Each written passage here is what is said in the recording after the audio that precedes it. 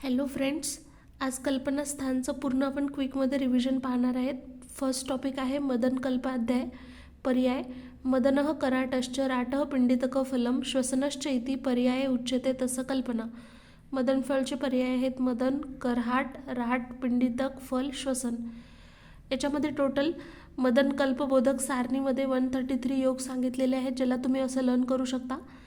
कषाय 9, मात्रा 8, दूध तूप 5, काकवी चूर्ण नस्य 1-1-1, वर्ती क्रिया 6, लेह मोदक उत्कारिका 20-20-20, शशकुली पूप 16-16, शाडव 10, असे टोटल 133 कल्प सांगितलेले आहेत मदन कल्पचे. त्याच्यानंतर तुम्ही हा श्लोक खूप इझिली लर्न करू शकता फ्रेंड्स, ज्यामध्ये तुम्हाला पूर्ण म्हणजे कल्प लर्न होतील. म्हणजे जे आपण इथे जे द्रव्य यूज करणार आहेत, वामक आणि विरेचक, ते पूर्ण एका श्लोकमध्ये दिलेले आहेत.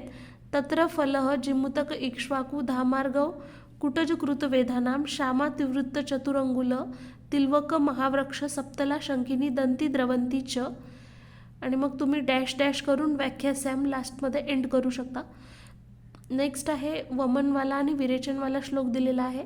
तत्र दोषहरणम ऊर्ध्वभागम वमन संज्ञकम अधोभाग विरेचन संज्ञकम उभयम वा शरीरमल विरेचन द्विविरेचन संज्ञा लभते.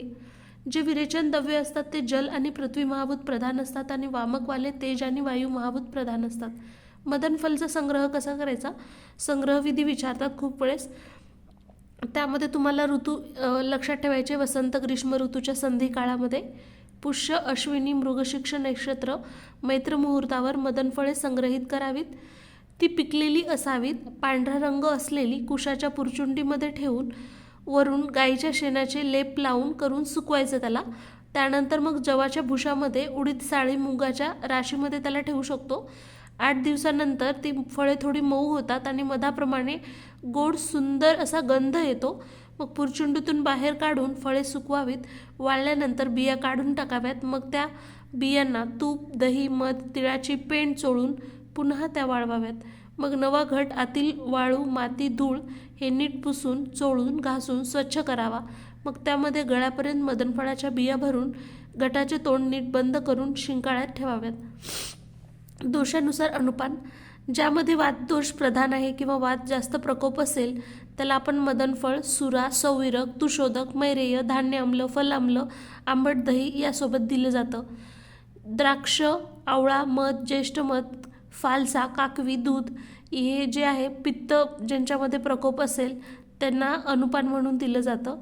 त्यानंतर कफामध्ये आपण मध, गोमूत्र, कफनाशक द्रव्यांच्या क्वाथांच्या भावना देऊन ते कफवाले जे आहेत ज्यांच्यामध्ये जास्त प्रकोप असेल त्यांना द्यायला सांगितलेलं आहे. मदन फललाच फल का म्हणतात, कारण एवढे सारे फल आहेत पण मदन फललाच का म्हणतात, तर तुम्हाला याचा आन्सर लक्षात ठेवायचा आहे. मधुर, कषाय, तिक्त रसाचे असते मदन फल. कटू, उष्ण, पिच्छील असते आणि याच्या प्रयोगाने कोणतेही आपल्या शरीरावर उपद्रव होत नाहीत. आणि कफ पित्त आहे ना, त्याचं शीघ्र दोष निर्हरण करून वातानुलोमक आहे आणि सर्व गुणयुक्त असल्यामुळे मदन फललाच आपण फल असं म्हटलेलं आहे. नेक्स्ट टॉपिक आहे जिमुतक कल्पाध्याय. यामध्ये याला मराठीमध्ये देवडांगरी असे म्हटलं जाते जिमुतकला. त्याचे पर्याय आहेत गरागरी, वेणी, देवताडक. गरागरी, वेणी, देवताडक. तुम्हाला एक इमॅजिन करायचं आहे. देव आहे, देव काय करतो, गरागर वेणी घालतो असं लक्षात ठेवायचं तुम्हाला इथे. आणि देवाच्या समोर जनरली काय असतात, फुलं ठेवतो आपण आणि फळ ठेवतो ना, तर प्रयोज्य अंग तुम्हाला यामध्ये फळ आणि फुल असं लक्षात ठेवायचं आहे. जनरली हे कोणत्या व्याधीमध्ये आपण प्रयोग करतो, तर ज्वर, श्वास, हिक्का. त्रिदोषग्न असतंय. मात्रा याची एक शुक्ती किंवा 2 कर्ष सांगितलेली आहे. अनुपान दुधाबरोबर आपण देऊ शकतो. पित्त, कफ, ज्वर किंवा वातपित्त ज्वरामध्ये याचा प्रयोग करायला सांगितलेला आहे. जीवक, ऋषभक, ऊस किंवा शतावरीच्या स्वरसासोबत प्रयोग करायला सांगितलेला आहे. याचे कल्प तुम्हाला लक्षात ठेवायचे 39 आहेत जिमुतक. ठीक आहे, 39. त्यामध्ये दूध 6, सुरामंड 1, गुडूची अधिकांचा क्वाथ 12, आरगवदाधिकांचा क्वाथ 7, मात्रायोग 8, जीवकादी 4, घृत 1, असे टोटल 39 आहेत. थर्डवाला टॉपिक आहे इक्ष्वाकू कल्प अध्याय. इक्ष्वाकू म्हणजे दुधी भोपळा असतो. त्याचे पर्याय आहेत लंबा, कटुका, अलाभू, तुंबी, पिंडफला, इक्ष्वाकू फलिनी. लंबा, कटुक, अलाभू, तुंबी, पिंडफला, इक्ष्वाकू फलिनी. प्रयोग आपण इक्ष्वाकूचा कुठे कुठे करतो तर काश्वास, विस्विकार, छर्दी, ज्वरपीडित, कफामुळे क्षीण झालेला, ग्लानी असलेली रोगी. इक्ष्वाकू बीजचा जो प्रयोग आहे त्याला बिया कुटून 7 वेळा काय करायचं, शेळीच्या दुधामध्ये भावना द्यायला सांगितले. नंतर वाळून त्याचे चूर्ण करायचे. मात्रा याची सांगितलेली आहे अंतर नख मुष्टी एवढी सांगितलेली आहे. ते पण कशासोबत, ज्येष्ठमध कोविदारादीचा क्वाथ असतो ना त्यासोबत सांगितलेली आहे. याची बी तुम्हाला कल्प लक्षात ठेवायचे आहेत. 45 जे कल्प आहेत त्याच्यामध्ये कसं लक्षात ठेवायचं, दुधाबरोबर भोपळ्याच्या फुलाधिकांबरोबर 8, सुरामंड 1, मस्तूबरोबर 1, ताकासह 1, एकूण 3, नस्य तिलकल्क तेल 1 1 1, मदन फलादी क्वाथातून वर्धमान 6, घृत 1, ज्येष्ठ मधादी द्रव्यांच्या क्वाथातील 9, मात्रासह 8, बृहत पंचमूल अवलेह 5, मंथासह आणि मांसरसासह 1 1, टोटल असे 45 तुम्हाला इथं कल्प लक्षात ठेवायचे आहेत इक्ष्वाकूचे. नेक्स्ट टॉपिक आहे फ्रेंड धामार्गव कल्प अध्याय. तर तुम्हाला यामध्ये जे हे लक्षात ठेवायचे आहेत, याचं प्रयोज्य अंग फळ फूल आहे. जसं आपण मागे बघितलं होतं सेम प्रयोग आपण कुठे करू शकतो धामार्गवचा, तर कृत्रिम विषविकार, गुल्म, उदर, कास, आमाशय, वातविकार, कंठ, मुखाने, कफलिप्त, कफ संचयित रोगामध्ये करू शकतो. पर्यायमध्ये कर्कोटकी, कोटफला, महाजालिनी, राजकोषातकी. तुम्हाला याच्यामध्ये योग लक्षात ठेवायचे टोटल 60. धामार्गवला लिहिताना आपण कसं असं 6 सारखं काढतो ना, मग 60 लक्षात ठेवायचं आहे तुम्हाला. धामार्गवची नवी कोवळी पाने 9, दूध 4, सुरा 1, कषाय 9, अन्नाबरोबर 1, नस्य 1, शक्रुद्रस 12, अवलेह 10, विषनाशक 1, जात्यादी कषाय 11, घृत 1, टोटल 60. नेक्स्ट टॉपिक आहे फ्रेंड वत्सक कल्प अध्याय. यामध्ये तुम्हाला वत्सकचे पर्याय लक्षात ठेवायचे आहेत. कुटज, शुक्र, वृक्षक, गिरिमल्लिका. त्याचे जे बी असते त्याला आपण इंद्रयव किंवा कलिंगक म्हणतो. याच्यामध्ये 2 टाईप्स असतात त्याचे, पुरुष वत्सक आणि स्त्री वत्सक. पुरुष वत्सक मोठी फळे असतात त्याची, पांढरी फुले आणि पाने त्याची स्निग्ध असतात. आणि जे स्त्री वत्सक असते ते लहान फळे असतात, शाव अरुण वर्णाची फुले असतात. याचा प्रयोग आपण वत्सकाचा रक्तपित्त, कफविकार, हृदयरोग, ज्वर, वातरक्त, विसर्प, सुकुमार त्यामध्ये करू शकतो. संग्रह कसा करायचा, पिकून वाळलेल्या फळांचा संग्रह करून ते नीट ठेवायला सांगितलेले आहेत. यामध्ये तुम्हाला टोटल 18 आहेत फक्त वत्सकमध्ये. तर तुम्हाला ज्येष्ठ मधाधिकांचे क्वाथ 9, अर्क दुग्धभावित चूर्ण 5, जल 3, खिचडी 1 असे टोटल 18 सांगितलेले आहेत. कृष्णा योगमध्ये खिचडीमध्ये इंद्रजव चूर्ण मिसळून वैद्याने रुग्णाला खाण्यास द्यावे, वमन करावे. नेक्स्ट टॉपिक आहे फ्रेंड कृतवेधन कल्प अध्याय. यामध्ये टोटल कल्प पाहू शकता 60 दिलेले आहेत. दूध 4, सुरा 1, क्वाथ 22, पिच्छा 10, घृत आहे 1, वरती 6 आहे, अवलेह 8, मांस 7 आणि इक्षुरस 1 असे टोटल 60.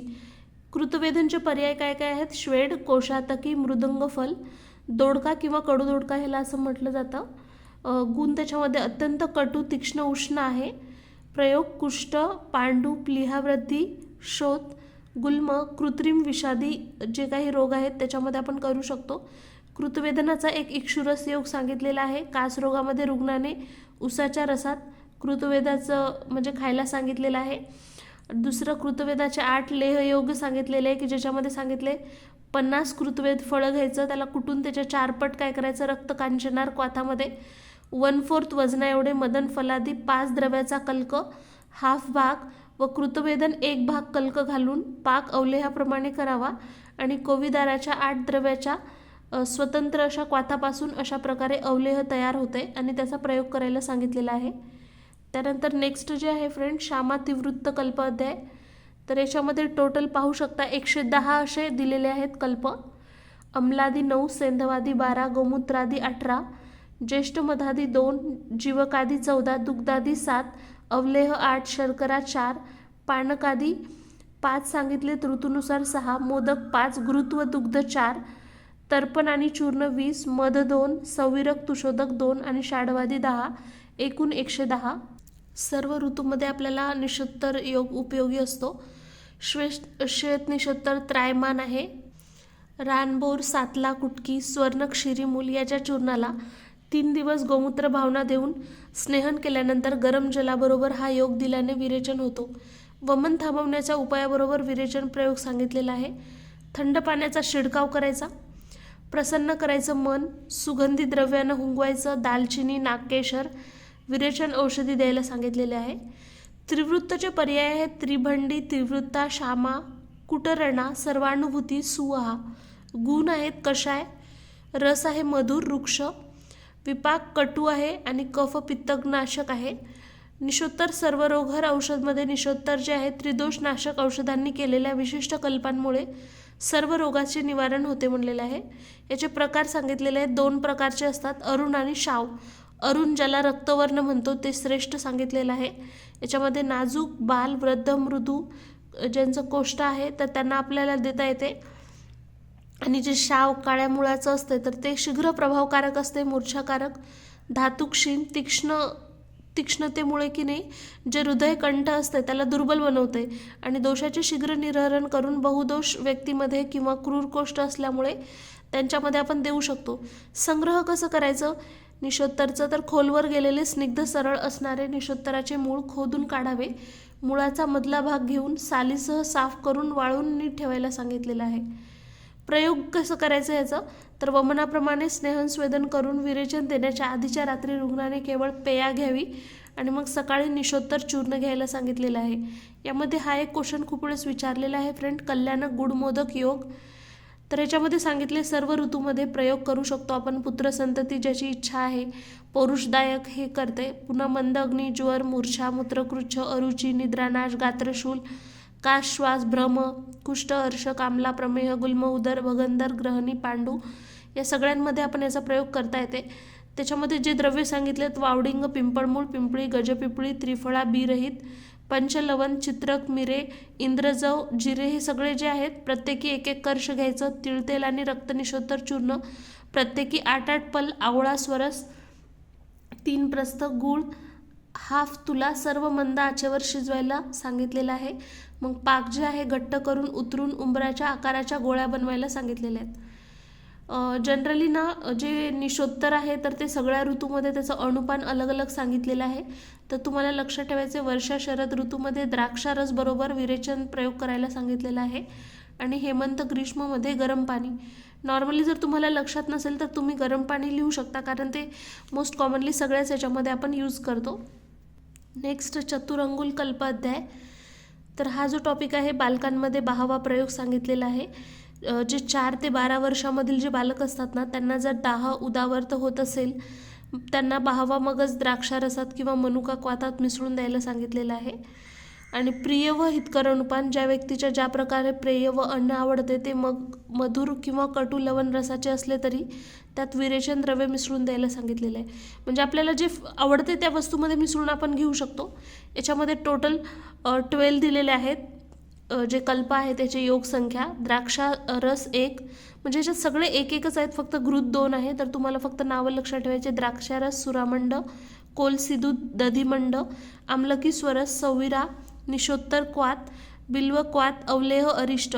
टोटल सगळे एक आहेत, फक्त घृत जे आहेत 2 लक्षात ठेवायचे. याचे पर्याय काय काय आहेत चतुरंगुलचे, एकतर आरगवत, राजवृक्ष, शंपाक, प्रग्रह, कृतमाल, कर्णिकार, अवघातक. मराठीमध्ये ह्याला बाहुवा म्हणतात.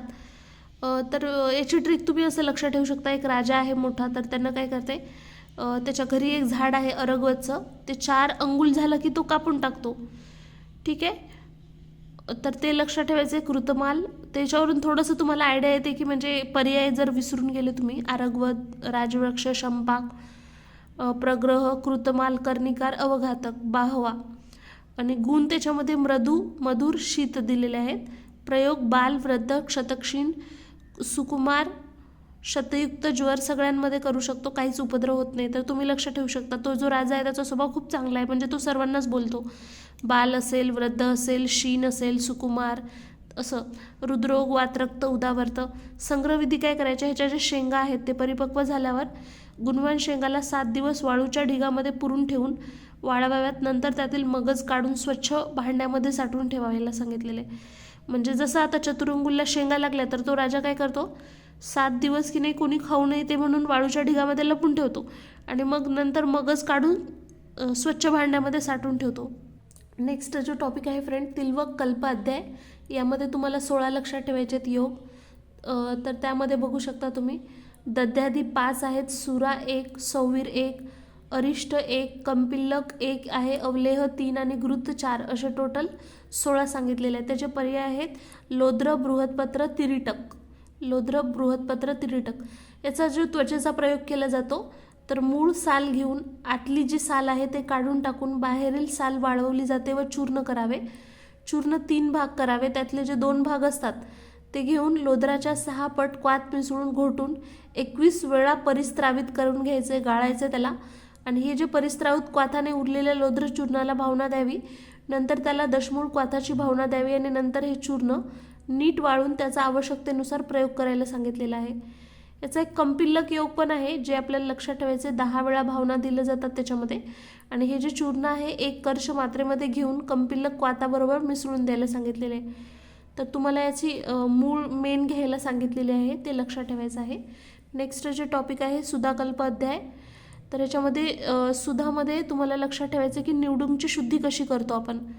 याला निवडुंग सुद्धा म्हणतात. त्याची शुद्धी काय करायचं, निवडुंग चिका इतका बिल्वादी पंचमूल क्वाथ. तर त्याच्यामध्ये तुम्हाला 3 क्वाथ लक्षात ठेवायचं. एक बिल्वादी पंचमूल, डोरली क्वाथ आणि रिंगणी क्वाथ. तर पहिल्यांदा काय करायचं, बिल्वादी पंचमूल क्वाथ घ्यायचं, मंद अग्नीवर आचेवर ठेवायचं, त्याला आटवायचं. त्याच्यानंतर तितकाच मग डोरली क्वाथ घ्यायला सांगितलेला आहे, रिंगणी क्वाथ.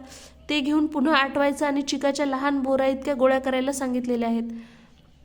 सुधाकल्पमध्ये टोटल स लिहिताना 2 येते ना, तर 20 लक्षात ठेवायचं तुम्हाला कल्प. सौवीरकादी 7, घृत अनुपान 1, मांसरस अनुपान 1, पानक 1, नस्य 1, अवलेह 1, युषादी आहेत 3, शुष्क मत्स्यमांस 2, सुरा 1 आणि घृत 2 असे टोटल 20. सुधाचे जे पर्याय आहेत त्याच्यामध्ये सिंहुंड, वज्रदू, स्नुक, स्नुही, महावृक्ष, गुडा, समंत, दुग्धा, सिंहतुंडा, वज्रधूम. मराठीमध्ये निवडुंग म्हणतात. प्रयोग याचा आपण पांडू, उदरगुल्म, कुष्ठ, दुषीविष, शोध ऑल प्रमेहमध्ये, उन्मादमध्ये, बलवान रोग्यामध्येच करायला सांगितलेलं आहे. कारण हे एकदम तीक्ष्ण विरेचक असते. किंचित सुद्धा हायगाय केलं तर उपद्रव होऊ शकते. मृदुगोष्ठाच्या व्यक्तीमध्ये व अल्पदोषमध्ये तर कदापि याचा प्रयोग नाही केला पाहिजे. याचे ना 2 प्रकार आहेत, कमी पण तीक्ष्ण काटे असणारे आणि कमी तीक्ष्ण पण भरपूर काटे असणारे. तर तुम्हाला लक्षात येईल त्याच्यात जास्त काटे असतात ना तर ते श्रेष्ठ आहे. याचा संग्रह कसा करतो आपण, हे झाड जेव्हा 2-3 वर्षाचं झालं तर त्याच्यानंतर शिशिर ऋतूच्या शेवटी चीक गोळा करायचं आणि मग झाडावर तीक्ष्ण चाकूने छेद घेऊन बाहेर येणारा चीक सावधानतेने गोळा करायला सांगितलेला आहे. नेक्स्ट आहे सप्तला शंखिनी अध्याय. त्यामध्ये तुम्हाला टोटल 39 लक्षात ठेवायचं आहे. त्यामध्ये कषाय 16 आहेत, तेल 6, घृत 8, मध 5, अवलेह 3, कंपिल्लक 1 असे टोटल 39. सप्तला पर्यायमध्ये दिले चर्म 6, बहु, फेन, रसा. मराठीमध्ये शिकेकाई, हिंदीमध्ये शातला म्हणतात.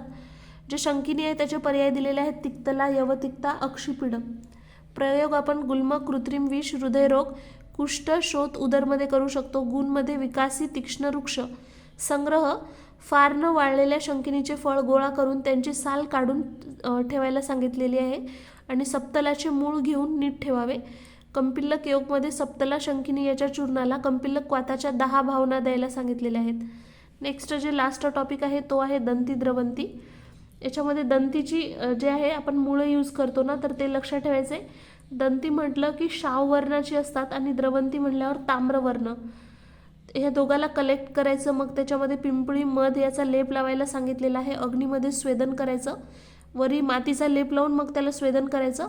मग उन्हामध्ये वाळून त्याचं जे विकाशी गुण असते ते नष्ट होते. अग्नी आणि ऊन याच्यामुळे काय होते, जे त्यांच्यामध्ये जे विकाशी गुण असतात ते नष्ट होते. याच्यामध्ये टोटल तुम्ही पाहू शकता असे 16 म्हणजे षोडशक असे 3 दिलेत. प्रथम षोडशक, द्वितीय षोडशक आणि तृतीय षोडशक. तर जे असे टोटल 16 त्रिजा 48 असे एकूण 48 योग सांगितलेले आहेत. ते पहिले जे 16 आहेत प्रथम षोडशकमध्ये दह्यादी 7 द्रव्य, गोमांसादी द्रव्य 3, स्नेह 3, अवलेह 3. द्वितीय षोडशकमध्ये अवलेह 3, चूर्ण 1, इक्षुरक 1, मांसरस 8, यवागू 3 टोटल 16. मग लास्टला तृतीय षोडशकमध्ये उत्कारिका, मोदक, मद्य, भक्ष, चूर्ण, पुन्हा मोदक, क्वाथ, कल्क, सौवीर, तुषोदक, सुरा, कंपिलक सगळे एक एक आहेत, फक्त आसव 4 आहेत, टोटल 16. मग दंतीची पर्याय तुम्हाला लक्षात ठेवायचे. दंती, उदुंबरपर्णी, निकुंभ, मुकुलक. द्रवंतीमध्ये चित्रा, नेग्रोधी, मुशिका वाया, मुशिकपर्णी, उपचित्रा, शंभरी, प्रत्येक श्रेणी, सुतश्रेणी, रंडा. दंती द्रवंती गुणमध्ये तीक्ष्ण, उष्ण, शीघ्र कार्यकर, विकाशी. गुरु कफ पित्त याचं विलयन करते, वाताचा प्रकोप करते. पांडुहर क्वाथ सांगितलेला आहे, त्याच्यामध्ये दंतीमूळ, चूर्ण, द्राक्ष, मनुका, क्वाथ ते 2:1 रेशोमध्ये घ्यायला सांगितलेलं आहे. त्याच्यानंतर कामलानाशक चूर्णमध्ये 1:1 मध्ये दंतीमूळ चूर्ण आणि गुळ घ्यायला सांगितलेलं आहे. थंड पाण्यामध्ये घेतलं तर श्रेष्ठ विरेचन होते असं सांगितलेलं आहे.